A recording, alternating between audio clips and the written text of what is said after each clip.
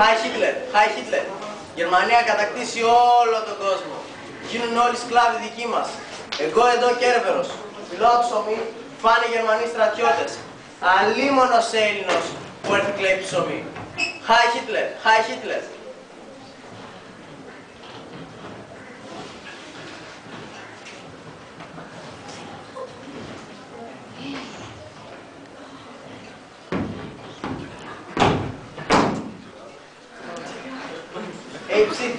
Τι κάνει ο Δέλος πιτσιρίκος, τι θέλει τέτοια ώρα έξω, νύχτα, κρύο, ξεπαγιάσεις. Καμαρά, θέλω να ανάψει τσιγαρέτα από φακό σου. Τσιγαρέτα θέλω να ανάψει. Ανάψει τσιγαρέτα από φακό μου. Για βρήμα να ανάψει τσιγαρέτα από φακό σου. Εμείς στην Ελλάδα ξέρουμε πολλά κόλπα και το τσιγαρέτα ανάβουμε από ηλεκτρικό φακό. Τι βλάκα Έλληνος πιτσιρίκος, να ανάψει τσιγαρέτα από φακό μου. Εγώ καταφέρω να ανάψει τσιγαρέτα από φακό σου και μην θα σκογελάς βρε Γερμαναρά. Ανάψει. Ανάψει καμαρά. Νίξ ανάψει. Γεια, εγώ ανάψει, βάζουμε στοίχημα. Στοίχημα, τι στοίχημα. Λοιπόν, άκου να δεις μάγκα.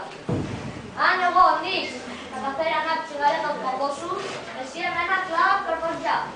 Αν εγώ καταφέρει να ανάψει τσιγαρέτα από φακό σου, εγώ εσένα κλάω καρπαζιά. Δεν καταλαβαίνει. Δεν καταλαβαίνει, είσαι μάπας. Έλα άντε, να ανάψει τσιγαρέτα από αναπτήρα μου. Τι παιχνιδιάρης Έλληνος πιτσιρίκος. Εντάξει, άναψε τσιγαρέτα. Εντάξει με χιλιαρία, άντε γεια σου τώρα γερμανικό κουτονίτη.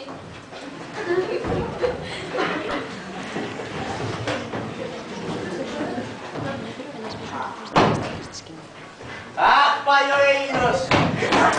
Κάτω πίκολο! Τι φάνε τώρα Γερμανοί στρατιώτες!